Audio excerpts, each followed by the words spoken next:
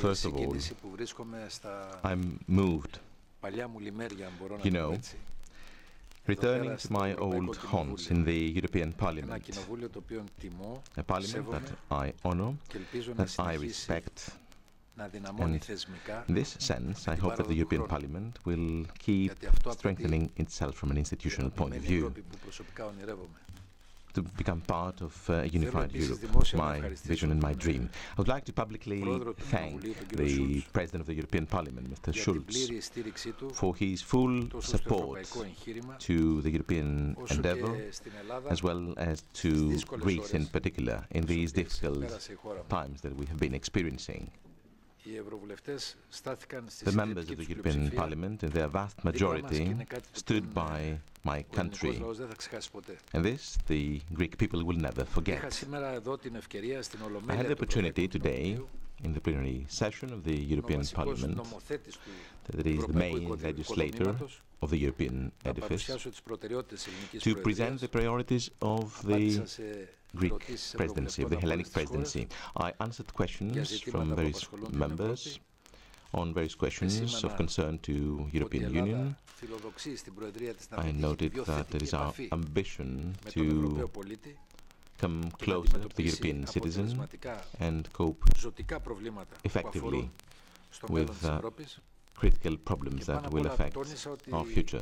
I stressed even more so that what we need today is more Europe, a better Europe, which brings us to the question, not whether we need or we want Europe, but what kind of Europe do we need? In this respect, I feel that we are ushering in a substantive debate. This is the fifth Hellenic presidency, as you know. Therefore, our presence here today, apart from the institutional aspect, has a symbolical value, because my country suffered more than any other European people in these last years. We still suffer.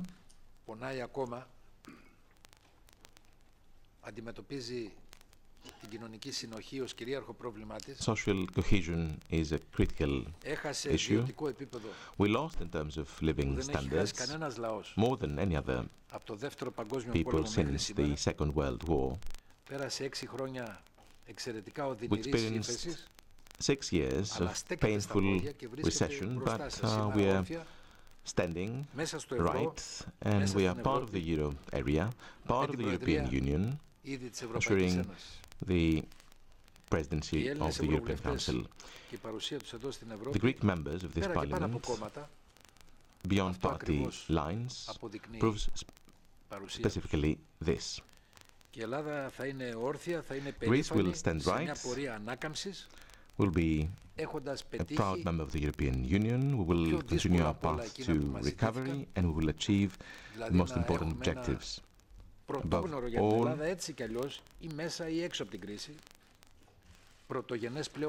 unprecedented primary surplus. In other words, we will be able to cover our own current needs, financial needs. This is an objective that we achieved 1 year earlier than scheduled.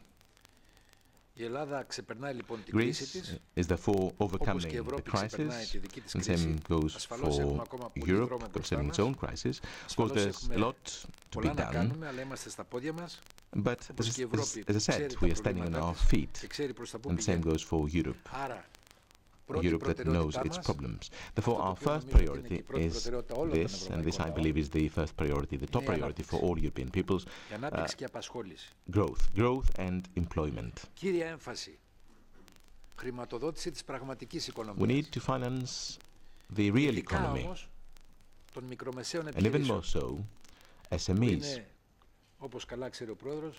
As the President knows very well, SMEs are the backbone of the European economy. We also need to focus in investment in infrastructure, energy, shipping, infrastructure, tourism, investment that contribute to the integration of the internal markets and even more so contribute to curbing unemployment by creating new jobs. I would also say that growth and employment, coping with inequalities in competition, assuring a level playing field, etc., require an institutional framework that assures, among other things, liquidity. I'm saying this because Greece, but also other countries, more often than not, are faced with a liquidity crunch.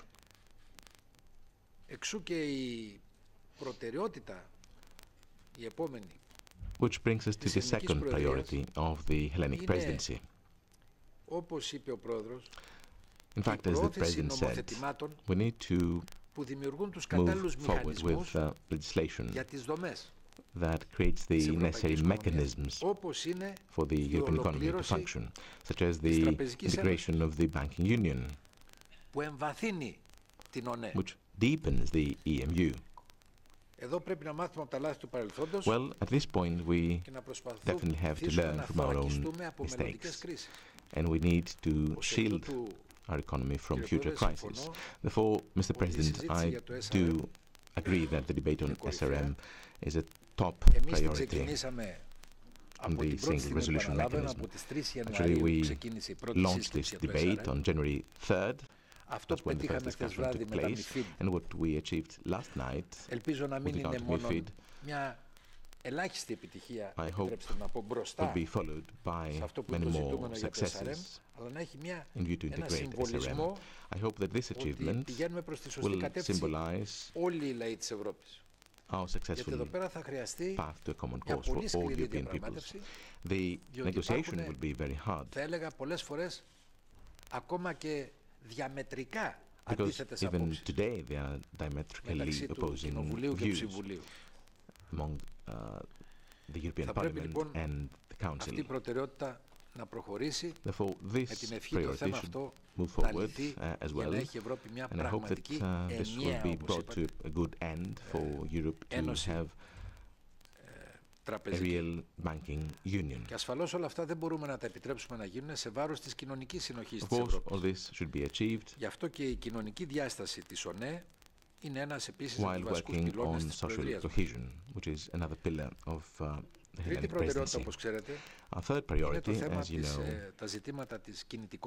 is mobility, migration and borders. I would like to call upon each and every one of you to put himself or herself in the shoes of the people you saw in Lampedusa, or those who we watch on a daily basis on various Greek islands. Migratory flows, towards Europe, have been exacerbated recently. The management of this pan-European problem is must. We need to show solidarity. We are all accountable in safeguarding our common external borders. We need more proportionality in burden sharing, and we need the involvement of third countries, which are the countries of origin or transit of migrants. At this point, as I said before the plenary a while ago, I will keep repeating this. Let me come to the huge humanitarian problem that is related to our obligation not just to show compassion and help as we can the pregnant woman that will be thrown in the water by the traffickers without any concern to human life. So yes, of course, we will provide all this help. This is our duty.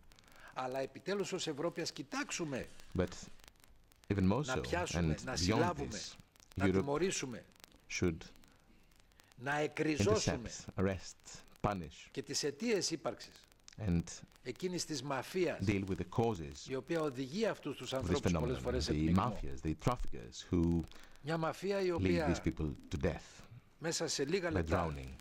We're talking about mafias which make millions of dollars. Try to picture this in these small boats. Dozens of people are squeezed as animals, and they are charged up to $8,000 per head for the transit. These are monies that for someone originating from Afghanistan or other poor areas of this planet is a fortune. I'm afraid we have done nothing to intercept these criminals. This is our European duty now. Our objective, and taking another issue on board, we need to take care of maritime policies, which is a two-pronged policy. So we need to redefine our policies in this respect, focusing on growth, mainly in energy, and then taking on board the security issues. We should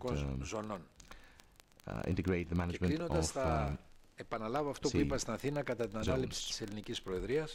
I will also reiterate what I said in Athens a few days ago, that it is our top priority, what actually the President said towards the end of his intervention. It's the democratic legitimization of Europe. This is why the planned visit will take place in Athens towards the end of this month, and also solidarity between European peoples. I will conclude by saying that through this crisis, Europe achieved what was considered impossible by many. We remained united, you know. We tackled our problems. We start addressing our problems.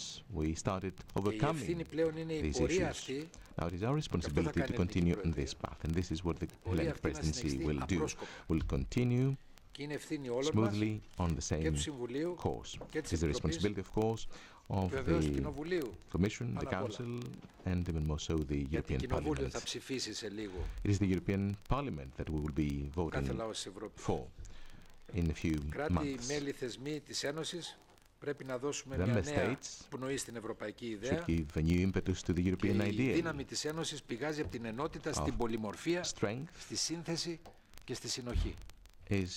Επομένως, καλύτερη Ευρώπη σημαίνει τελικά ανταγωνιστικότητα, ανάπτυξη. Περισσότερη Ευρώπη σημαίνει κοινωνική δικαιοσύνη, ευκαιρίες για όλους, ευημερία και προοπτική πάνω απ' όλα για τις επόμενες γενναίες, για τα παιδιά μας, τα οποία όλοι τα θέλουμε. Και πιστέψτε με, στην Ελλάδα αυτό το ζούμε καθημερινά, να προσδοκούν και να έχουν την προοπτική να μείνουν στον τόπο τους και να προοδεύσουν. We need to keep our children in our country. We need them to prosper in Greece and not migrate in some other country. Allow me to thank you once again for this opportunity. Many thanks to the President of the European Parliament for his kind hospitality. Thank you, Prime Minister. We have unfortunately very limited time for questions yet. Many requests, so my appeal, please be as brief and concise as possible. The lady over there with the blonde hair was first.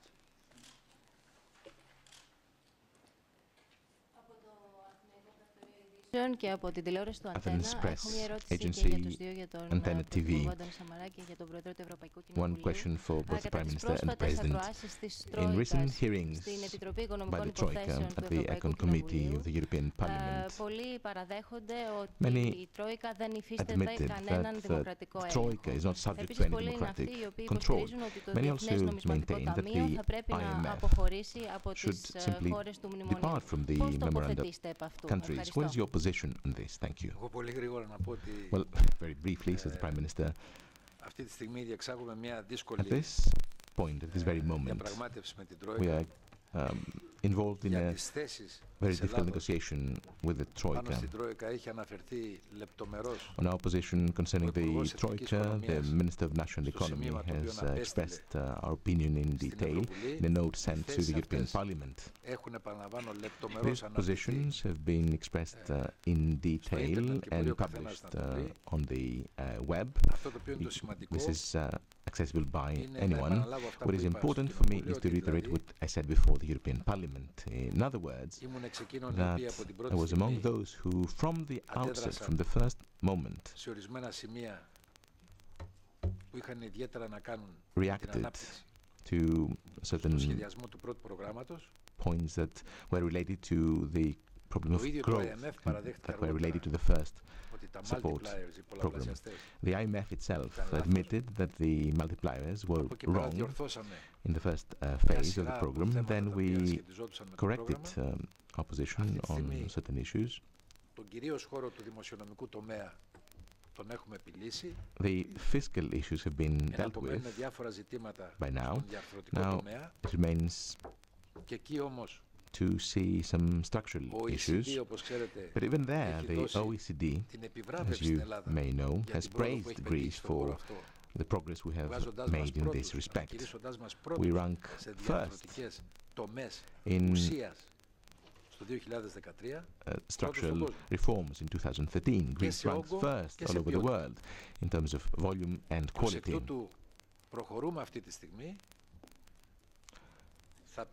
Therefore, we keep moving forward. This phase of the negotiation will be brought to a conclusion.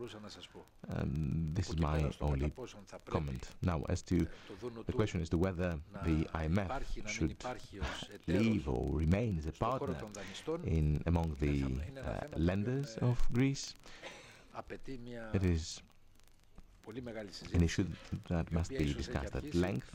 Well, this discussion has been ushered in. It will be dealt with by both the Council and the European Parliament. Thank you. Ralph Niemeyer for EU Chronicle. First, a question to Prime Minister. It is evident now that certain banks are very much involved in privatization programs in Greece, and that there was a TV report in Germany identifying a hedge fund, BlackRock, that is pushing for privatization on the shoulders of the debts of the Greek people. How do you see that as a possibility for the Greek government to withstand that demand despite these debt obligations? Und eine Frage bitte ganz kurz an Herrn Schulz, wenn es klar ist, dass es diesen Hedgefonds BlackRock gibt, der eine Art Schattenbanksystem, wie die ARD vor 2 Tagen berichtet hat, errichtet hat, hilft es überhaupt, eine Bankenunion zu haben, oder muss man nicht doch eine Schattenbankenunion zusätzlich noch erschaffen?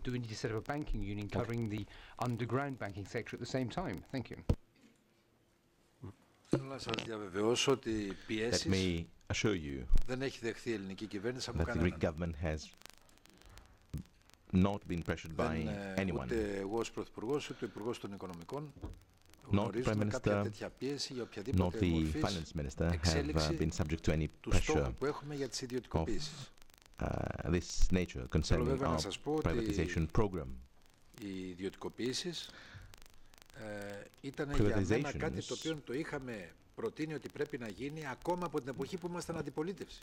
I had been in favor of privatization since the time we were in opposition. If I can put it in English to you, of course, we have a slow start in privatizations, but the reason behind it is that nobody believed in it when we started. I mean, we just had the whole opposition against it. I'm very much for privatizations. I believe this will open up Greece as an economy, not for some foreigner to come and take over something which is Greek, but for some investment to come and develop something which is Greek and has been idle and dormant for many decades. And therefore, the Greek people were unable to put into their own economy the fruits of the existence of these properties. So now we will do everything possible to speed up the privatization procedures. I have two questions. The first is for the Greek Prime Minister. You allow me to ask him in Greek. Κύριε Πρωθυπουργέ, ορισμένες δημοσκοπήσεις δίνουν προβάδισμα στο ΣΥΡΙΖΑ αυτή την περίοδο.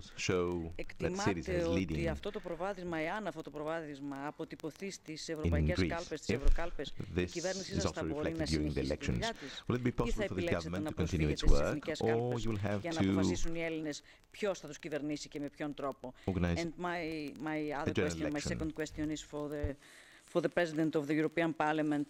Mr. President, I would like to take into consideration the two parameters for the Greek economy. The first is the results, the achievements of the program and of the Greek people with huge sacrifices after 4 years recession. The structural primary surplus is one of them. The second is the preference that the international investors seems for the Greek bonds. Spreads are falling down and down and down. I would like to ask you this simple question. If Greece can finish the program without any kind of further conditionality, if Greece can do it just like Ireland. Thank you.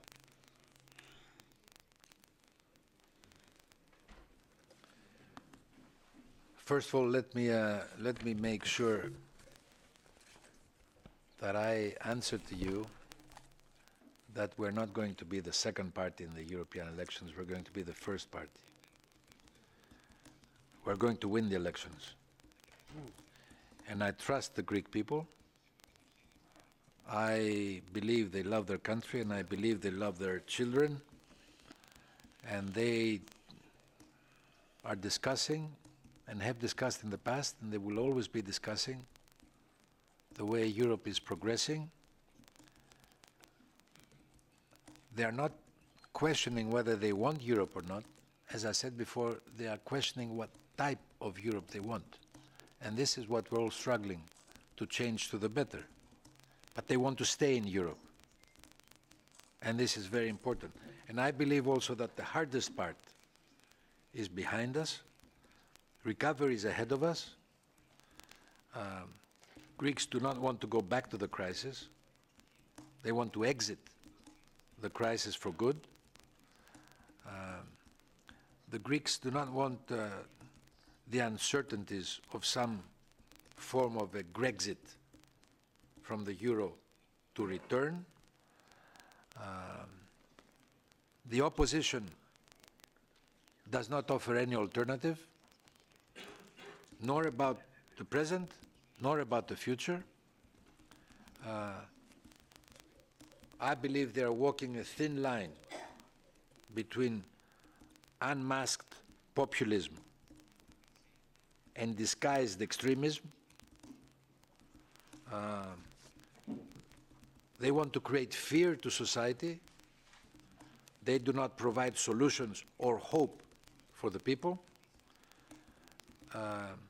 And I also want to stress that I believe that the overwhelming majority of the Greek people do not want to have early elections, as you mentioned. I do not believe that the overwhelming majority of the Greek parliamentarians want early elections either. What I believe is that I'm going, and my government is going to do the maximum in order to safeguard that elections will take place in 2016. Now you may ask me, you first have to elect the President of the Republic in the year 2015. This is true. But I'm hopeful that the Greek people will definitely agree for some above parties Greek president who could be their president, an honorable person who could be their president in 2015, elected by just about everyone. And if they don't want to elect such an honorable person, and instead they want to go to direct elections, then they will have to take the political cost for it. So as far as I'm concerned, in Greece we should start a policy of becoming a normal country like everybody else and have elections every 4 years. And we're now going out of the crisis, and I hope elections, and I'm going to do the best so that elections take place in the year 2016. We, the pro-Europeans in Greece, are going to win the elections. Okay, there's already a progress in rhetoric.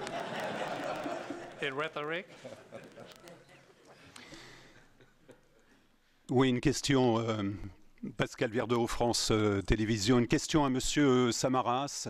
Je sais que vous pouvez répondre soit en français, soit en anglais. J'aurais voulu avoir une clarification sur ce que vous disiez tout à l'heure concernant la Troïka et les propos de votre ministre des Finances qui a dénoncé une approche maximaliste de la Troïka, mais il a laissé entendre, et c'est là que je voudrais avoir une clarification, que la Troïka qui va arriver à Athènes ne pourra plus exiger n'importe quelle réforme de votre part. Alors ma question est la suivante. Quelles sont les réformes aujourd'hui qui vous semblent socialement acceptables par la Troïka pour la population grecque? Et M. M.Schulz, peut-être une réaction sur ce qu'a dit M. Svoboda tout à l'heure, sur le bilan de la Troïka. Il a dit que la Troïka en Grèce avait détruit le tissu social. Est-ce que vous reprenez ce jugement à votre compte? Merci. Well, the only thing I can add is that we've been working with the Troika now for a long period, 18 months under the current government. We have discussed an impressive spectrum of issues ranging from fiscal to structural changes that were necessary. And it's an undisputable fact that Greece has made extraordinary improvements and progress in meeting the targets and in meeting the implementation. Believe me, we have negotiated on almost anything.